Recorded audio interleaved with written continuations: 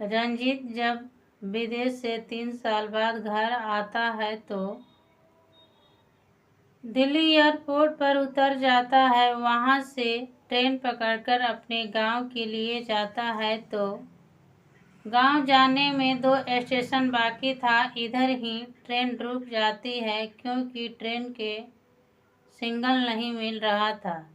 तभी रंजीत ने अपने ट्रेन से उतरकर जो ही टहलने के लिए उतरता है तो देखता है कि हाथ में चाय की केतली और हाथ में गिलास लेकर रेलवे स्टेशन पर घूम रही है। दोस्तों, उस लड़की को देखने के बाद रंजीत सोचने लगता है कि आखिर वो कौन है, बल्कि कोई और नहीं, वो रंजीत की पत्नी थी। आखिर उसको क्यों रेलवे स्टेशन पर चाय बेचना पड़ा? इस वीडियो को जरूर अंत तक देखें और उसके सच्चाई को जानें, क्योंकि इस वीडियो को देखने के बाद आपको कुछ न कुछ सीख तो जरूर मिलेगी कि आखिर उस औरत के साथ क्या हुआ था जिन्होंने चाय बेचने पर मजबूर हो गई, वो भी एक रेलवे स्टेशन पर।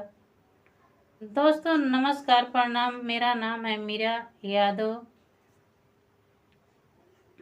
और आप लोगों से एक रिक्वेस्ट है कि ज़्यादा से ज़्यादा लाइक करें। चैनल पर नए हैं तो चैनल को सब्सक्राइब अवश्य करें, क्योंकि एक हाउसवाइफ होते हुए भी आप लोगों को कहानी सुनाती हूँ। दोस्तों, इस कहानी में लड़के के नाम रंजीत है और लड़की के नाम रजनी है। ये कहानी बरेली की कहानी है, जिसके घर एक छोटा परिवार होता है और 2 भाई होते हैं। बड़े भाई रंजीत की शादी हो जाती है रजनी नाम की लड़की से। रजनी बहुत ही सरल स्वभाव और अच्छे स्वभाव की लड़की होती है और अपने घर परिवार को बहुत अच्छे से देखती है। रजनी के आए हुए 2 या 3 महीना हुआ था, तभी रंजीत को फेसबुक इंस्टा से प्यार हो जाता है। एक दिल्ली के रहने वाली लड़की विदेश में काम करती है और उसी से फेसबुक इंस्टा द्वारा प्यार हो जाता है। प्यार होने के बाद उनसे बात होना सिलसिला जारी हो जाती है और इसी बीच रजनी से रंजीत निगाहें हटाना शुरू कर देता है और उस दिन से रजनी के ऊपर ताना मारने लगता है कि तुम मेरे जैसी नहीं हो, मैं तो सुंदर हूँ। रजनी इस बात पर कुछ नहीं जवाब देती है, बल्कि ये बात जरूर कहती है कि पति तो परमेश्वर होता है, आप जो कहते रहिए, मुझे उससे कुछ लेना देना नहीं है। एक दिन अचानक चैटिंग करते हुए रजनी अपने पति को पकड़ लेती है। इतना ही नहीं बल्कि वॉइस ओवर भी पकड़ लेती है, लेकिन अपने पति को एक बार कहती है कि ऐसा मत कीजिए, वरना आप एक दिन जरूर पछताएंगे। रंजीत नहीं मानता है, चुपे चोरी रजनी से बातें करता, वॉइस ओवर करता, चैटिंग पर बात करता, लेकिन रजनी के बात नहीं मानता। ऐसे करते कुछ दिन बीतता है। एक दिन अचानक रंजीत अपना मोबाइल घर पर छोड़ देता है और विदेश कमाने वाली लड़की के चक्कर में घर से नापता हो जाता है। घर के लोग इधर उधर खोजते हैं पर कहीं पता रंजीत की नहीं लगती है, लेकिन रंजीत को पता लगाए तो कैसे लगाए, रंजीत अपना मोबाइल घर पर छोड़ देता है और छोड़ने के बाद वो घर से नापता हो जाता है। दोस्तों, रंजीत के घर से जब लापता हो जाता है तो रजनी भी अपने घर में बूढ़ी माँ होती है जिनके आंखों से कम दिखाई देता है, एक छोटा देवर होता है और उनके घर में ससुर पिता होते हैं। उनको बहुत ही शौक से खाना बनाती खिलाती है, लेकिन कुछ दिन बीतने के बाद रजनी के जो ससुर होते हैं उनके रात में 12-1 बजे दरवाजा खटखटाने लगते हैं। तभी रजनी जोरों से आवाज लगाती है, अड़ोस पड़ोस के लोग आते हैं। रजनी के ससुर को भला बुरा कहते हैं, उस दिन भी हटा देते हैं, लेकिन रजनी को उस दिन से अंदर ही अंदर डर लगने लगता है कि मेरे ससुर कितने नकम्मे हैं, कितने गंदे इंसान हैं कि इनके जरा भी सोच नहीं है कि बहू को दरवाजा रात में खटखटाना सही है या गलत है। लेकिन दोस्तों, रजनी के ससुर जो हैं वो बहुत नीच किस्म के आदमी हैं। तभी ऐसे ही फिर से कुछ दिन बीतता है तो एक दिन और रात को रजनी के दरवाजा फिर से खटखटाना स्टार्ट कर देते हैं।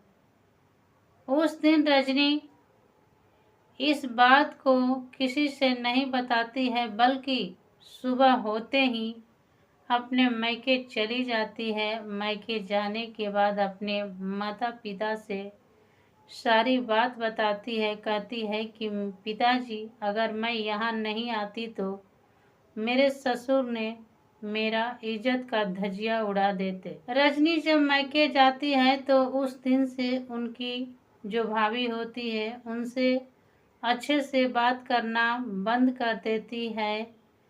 इतना ही नहीं, उनसे लड़ना शुरू कर देती है। उसके बाद से वो रजनी कहने लगती है अपने माता पिता से कि मैं तो किसी दुख कारण यहाँ पर आई, यहाँ आने के बाद भाभी की बात सुनकर मुझे यहाँ रहने का मन नहीं कर रहा है। तभी अगले दिन रजनी के माता पिता उनके भाभी और भैया को अलग कर देते हैं। अलग करने के बाद अपने बेटी को एक साथ लेकर रहने लगते हैं। जब बेटी को लेकर एक साथ रहने लगते हैं तो रजनी भी सोचने लगती है कि आखिर बूढ़े माता पिता को मैं कमाकर कहाँ से खिलाऊंगी। तभी रजनी दुख में सोचते हुए अपने द्वार पर बैठी थी तो उनके पड़ोस से एक चाची लगती है, वो रेलवे स्टेशन पर काम करने जाती है। उन्हीं के नज़र उनके सामने पड़ जाता है। वो कहने लगती है कि बिटिया, कौन सी दुख है जो तुम मन मार के बैठी है। तभी रजनी कहती है कि चाची, तुम कहाँ जा रही हो। रजनी की चाची कहती है कि बिटिया, मैं तो रेलवे स्टेशन पर चाय बेचने के काम करती हूँ और उसी से अपना घर परिवार चलाती हूँ। इतना सुनने के बाद रजनी कहती है कि चाची, मुझे भी उस काम पर रख दो, क्योंकि जब से मैं यहाँ पर आई हूँ भैया भाभी माता पिता से अलग हो चुके हैं। अब मैं बूढ़े माता पिता को कैसे कमाकर खिलाऊंगी। मेरे लिए अगर काम पर तुम रखवा दोगी, जगह दिला दोगी, मैं उसी से कमाकर अपने माता पिता को खर्चा चला लूँगी। अगले दिन से रजनी के चाची रजनी को काम पर रख देती है, रेलवे स्टेशन पर जगह दिला देती है। रजनी चाय बेचने लगती है और उसी से अपना घर खर्चा चलाने लगती है।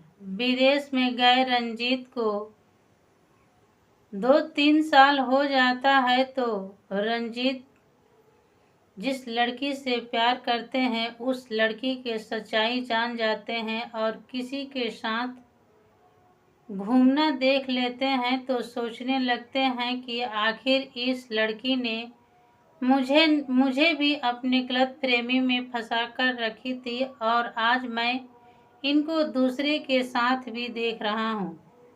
उस दिन जब उस लड़की को रंजीत ने कहा तो लड़की ने कहा, मैं इसी कमाई से खाती हूँ और मेरा यही व्यवहार है। आप जैसे मेरे पीछे 4-4 लोग घूमते हैं और चारों मेरे साथ रहते हैं, उसमें से आप भी एक हैं। इस बात को जब रंजीत सुनता है तो एक झापड़ उस लड़की को लगा देता है। लगाने के बाद उस लड़की ने अपने यार दोस्तों को बुलवाती है और रंजीत को इतना मार दिलाती है कि रंजीत बेहोश हो जाता है। और उस दिन से रंजीत को अकल के ठिकाना लग जाता है। रंजीत सोचने लगता है कि अब मैं अपने घर नहीं जाऊंगा तो मेरा जिंदगी यहाँ पर कैसे कटेगा। मैं बहुत गलतफहमी में फंसकर यहाँ तक आ चुका और 3 साल समय गंवा चुका। रंजीत कुछ पैसा इकट्ठा करता है और वहाँ से इंडिया आता है। दिल्ली एयरपोर्ट पर वहाँ से ट्रेन पकड़कर अपने गांव के लिए आता है तो गांव के 1-2 रेलवे स्टेशन के पीछे ही ट्रेन के सिग्नल न मिलने पर रेलवे स्टेशन पर गाड़ी रुकती है तो रंजीत ट्रेन से नीचे उतरकर टहलने की कोशिश करता है तो तभी अपने पत्नी को हाथ में केतली लिए हुए दिखाई दे देता है तो उनकी पत्नी ने अपने पति को पांव छू लेती है। पांव छूने के बाद यही भारत के नारी में असलियत होता है कि पति को परमेश्वर समझकर भगवान की तरह पूजती है। 3 साल गंवाने के बाद भी मैं अपनी पत्नी के सामने पड़ा तो पत्नी ने मुझे सर पर लगा ली और रजनी को फूट फूट कर रोते देखकर रंजीत ने अपने सीने से लगा लेता है। और उस दिन से रंजीत अपने पत्नी को प्यार और दुलार सब देने लगता है और अपने घर पर आता है तो देखता है कि छोटे भाई की भी शादी हो गई है। घर से बूढ़े माता पिता मर चुके हैं।